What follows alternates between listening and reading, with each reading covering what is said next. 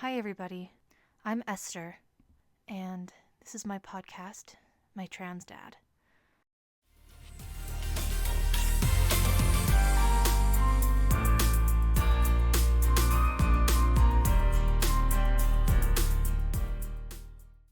I'm recording this podcast, and I feel really kind of nervous tonight as I do this because a lot of people in my life don't know that my dad is transgender.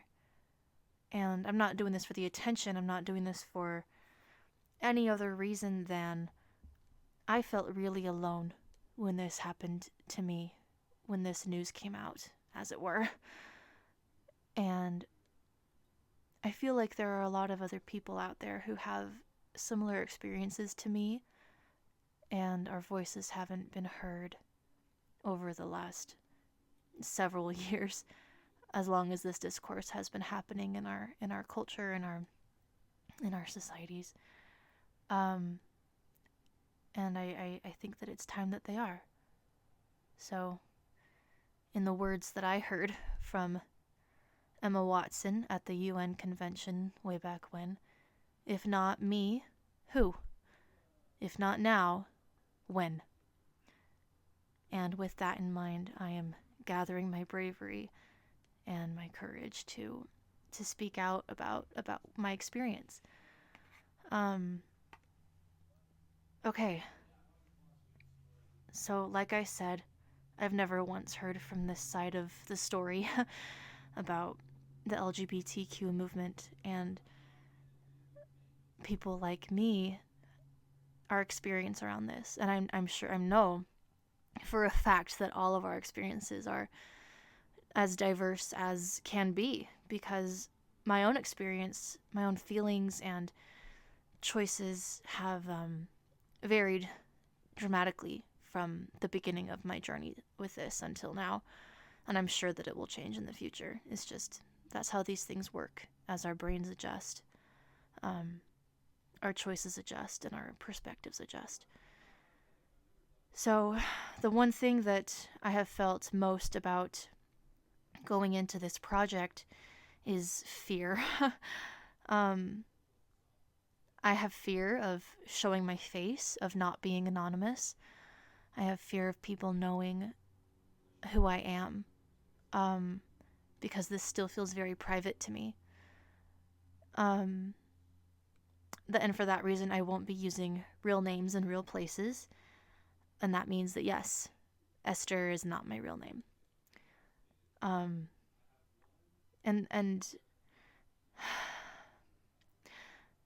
I have fear in the sense of I have set some boundaries that I don't want to be crossed, because I'm a human and humans need certain things for their mental health to stay intact. I feel a lot of love for my trans dad, but I don't feel a lot of love for the tank that my mental health takes when I'm around that person. And I don't have a lot of love for the inability to see my side of things that I feel from that person. And you know what? I think that this fear of not being in control, truly, that's what it is a fear experienced by everyone at some point. And B, a fear that will probably go away as I gain some traction with this project and gain some experience and something for my bravery to be founded on, not just, picking up my bootstraps and stepping forward once I have some solid ground beneath me. I don't think I'll have that fear anymore, because I'll know better who I am. I'll know better how I can contribute to this space, and I'll know better that, I'll know better of the perspectives of people like me who need this space to be able to share, to be able to heal and grieve. So I guess my fear is a fear of getting in trouble with my trans dad, which is kind of funny because every kid has experienced that fear of getting in trouble with dad, So, anyway, I dare say we just experienced one of many times in this project when I will be unable to clearly express myself. So I think that's another fear that I have, is that I won't be able to say what I really want to say because I still don't have a lot of vocabulary for what I've gone through.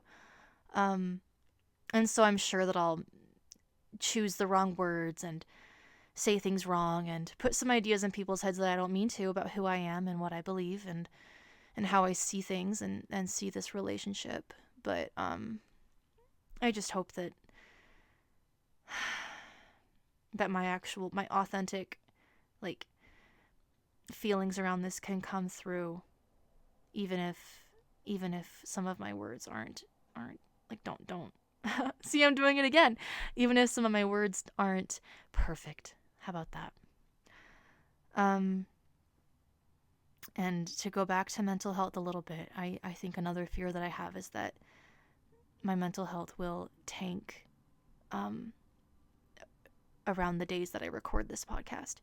Because when I had some different boundaries with my trans dad, that's exactly what happened. I would be in a tailspin for about 3 days, up to like having lunch with them, for example, and about 3 days after, if not longer. And that's something I really hope to avoid, is putting myself in a tailspin. On the other hand, that's something that I will become stronger with as well. And I think that I hope that what I'm doing is valuable to people, and that ultimately at the end of the day, my fears will be outshined and brushed aside by the good, by the community, by the impact that this has. So that's what I'm really hoping for, is that I become stronger, and that we as a community of the kids of trans people and gay people and whatever, your experiences with this LGBTQ community or anything that's been hard for you with your parents, really, but specifically kids of trans people. We're out there, and we're kind of a quiet bunch, aren't we? I also really hope that I hope that in doing this podcast, it doesn't seem like my entire personality revolves around my dad being transgender. Because, to be frank, I don't want to be a hypocrite about that, because something I can't stand is when an LGBTQ person's like entire personality is being LGBTQ. You know what I mean? There's just there's so much more to you than that as a person, and there's so much more to me than this story, than how this has affected my life. I am so many different things, not just the child of a transgender person. And one thing, though, is that I think I'm really not afraid to be judged, because I'm just telling the truth of what I feel and what has happened, what I've experienced. I'm sure that the good that comes from this project will be balanced by some people who have serious problems with what I share. And that's okay. Everyone's gonna have an opinion. But my strength lies in this being the truth, this being my experience, and this being my feelings. You can't tell me my feelings are wrong, right? That's what this is all about. This whole movement is about your feelings. So I'm just sharing mine. A big part of my experience with my dad being transgender, to kind of start at the very beginning, is that I have suffered some severe anxiety.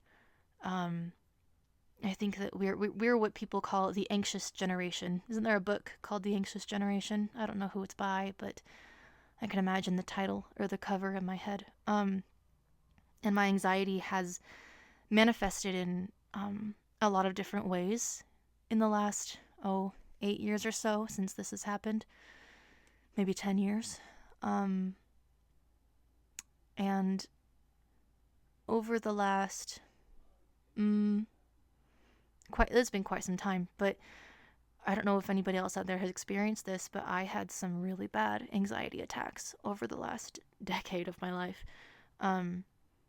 During job interviews, I would completely freeze up, and I would just not be able to even think.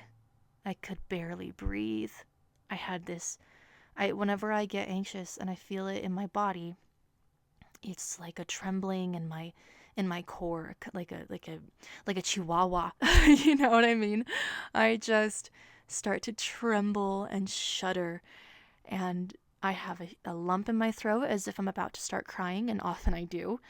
And I have this brain block, this brain fog that I cannot find my way around. And I can't speak, I can't think, I can't hardly function when I have an anxiety attack. And that never happened before my dad came out.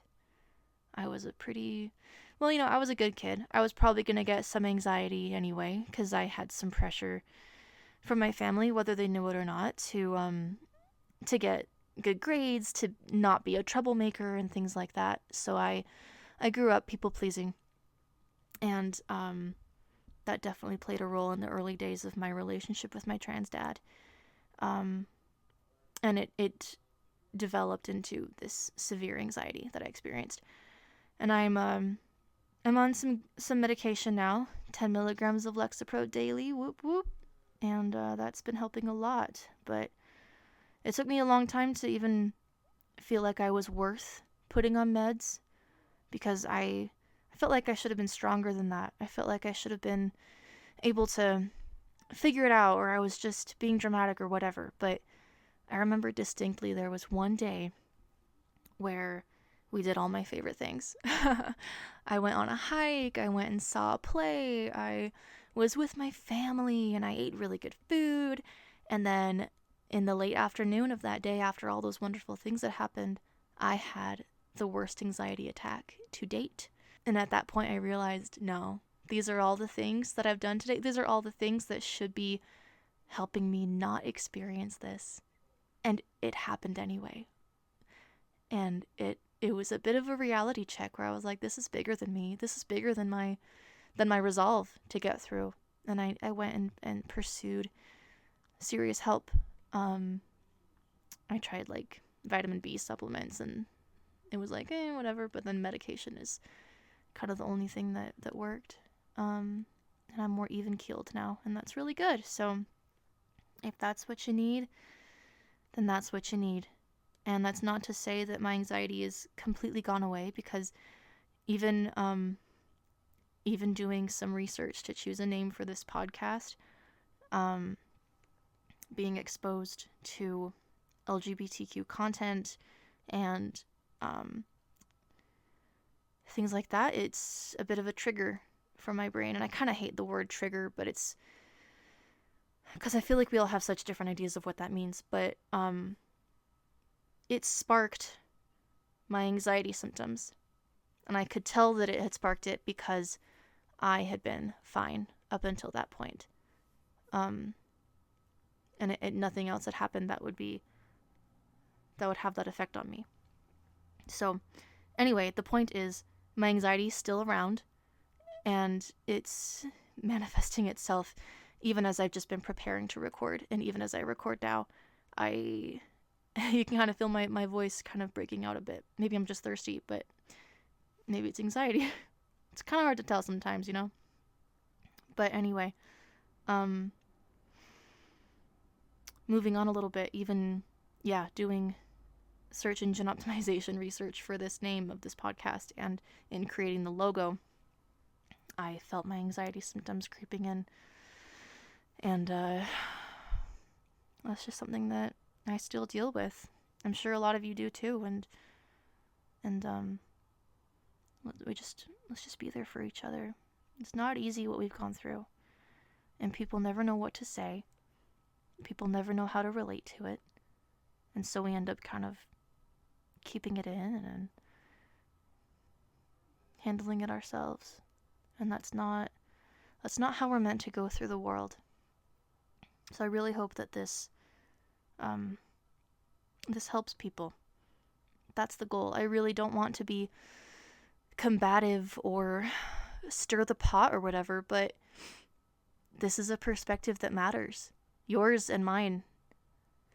And it's time we shared it.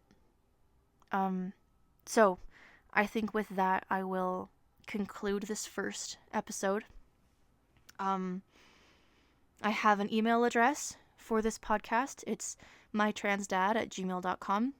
Please, if you're a child of a transgender person, I want to hear your story. And if you're comfortable, please let me know very explicitly in your email if I can share your story with other listeners. I think that is that's a huge reason why I started this podcast, is to build a community and make sure we have a voice out there. Follow me if you want to on Instagram, YouTube, Facebook. I'm on Spotify and Apple Podcasts, and in all of those places the tag is @mytransdad. I really hope that this is valuable for you, and I'll see you next time. Thanks very much, everybody. Bye.